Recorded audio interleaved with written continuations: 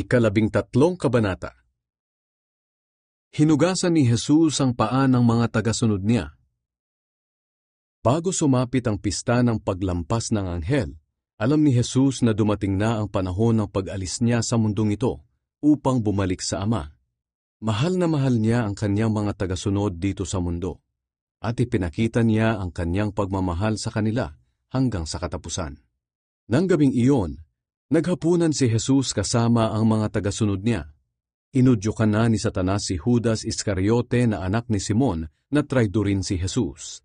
Alam ni Jesus na ang lahat ng kapangyarihan ay ibinigay sa kaniya ng Ama, at alam din niyang galing siya sa Diyos at babalik din sa Diyos.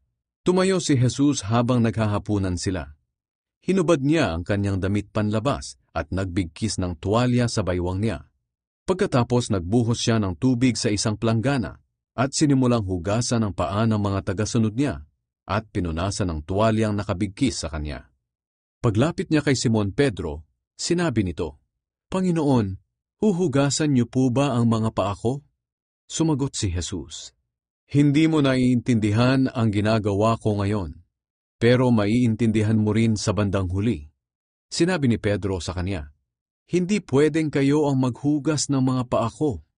Sumagot si Jesus, "Kung ayaw mong hugasan ko ang paa mo, wala kang kaugnayan sa akin." Kaya sinabi ni Simon Pedro, "Kung ganoon, Panginoon, hindi lang po ang mga paa ko ang hugasan nyo, kundi pati na rin ang mga kamay at ulo ko." Pero sinabi ni Jesus sa kanya, "Ang naligo na ay malinis na ang buong katawan, kaya hindi na siya kailangang hugasan pa, maliban sa mga paa niya. Malinis na nga kayo, pero hindi kayong lahat." Sinabi ni Jesus na hindi lahat sila ay malinis dahil alam niya kung sino ang magtatraidor sa kanya. Nang mahugasan na ni Jesus ang mga paa nila, muli niyang isinuot ang kanyang damit panlabas at bumalik sa hapagkainan. Pagkatapos tinanong niya sila, "Naintindihan niyo ba ang ginawa ko sa inyo? Tinatawag niyo akong guro at Panginoon, at tama kayo dahil yan nga ang totoo. Kung ako na guro at Panginoon ninyo ay hinugasan ang inyong mga paa, dapat ay ganoon din ang gawin ninyo sa isa't isa. Ginawa ko ito bilang halimbawa na dapat ninyong tularan, kaya gawin din ninyo ang ginawa ko sa inyo. Sinasabi ko sa inyo ang totoo.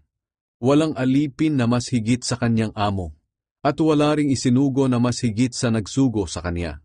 Ngayong alam nyo na ang mga bagay na ito, mapalad kayo kung gagawin nyo ang mga ito. Hindi ko sinasabing mapalad kayong lahat, dahil kilala ko ang mga pinili ko.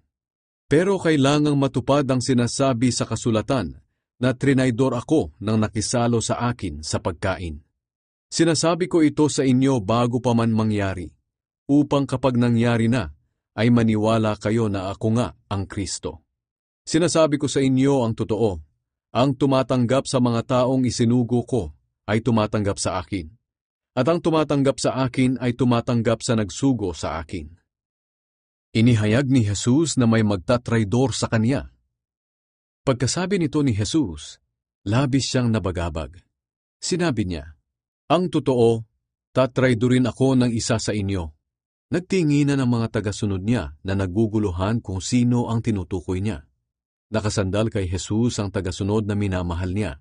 Kaya sinenyasan siya ni Simon Pedro na tanungin si Jesus kung sino ang tinutukoy nito.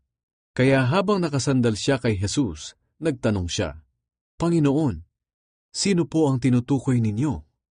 Sumagot si Jesus, "Kung sino ang bibigyan ko ng tinapay na isinawsaw ko, siya iyon."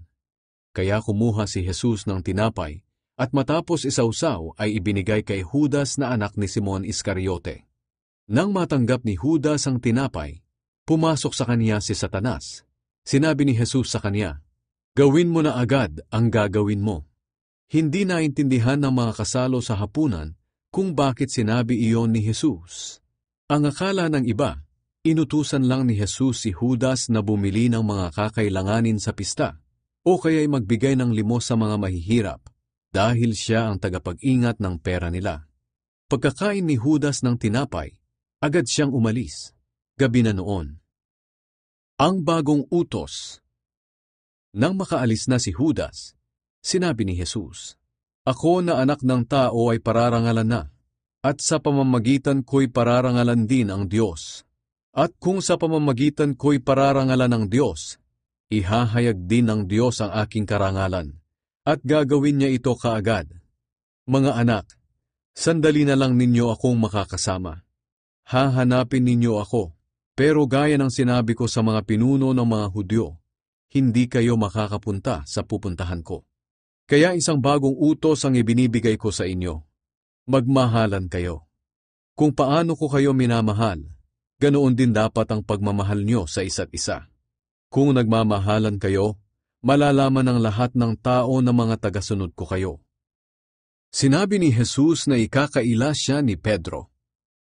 Nagtanong si Simon Pedro kay Jesus, Panginoon, saan po kayo pupunta? Sumagot si Jesus, Sa ngayon ay hindi ka makakasama sa pupuntahan ko, pero susunod ka rin doon balang araw. Nagtanong pa si Pedro, Panginoon, bakit hindi ako maaaring sumama sa inyo ngayon? Handa naman akong mamatay para sa inyo. Sumagot si Jesus, Talaga bang handa kang mamatay para sa akin? Sinasabi ko sa iyo ang totoo. Bago tumilaok ang manok, 3 beses mong ikakaila na kilala mo ako.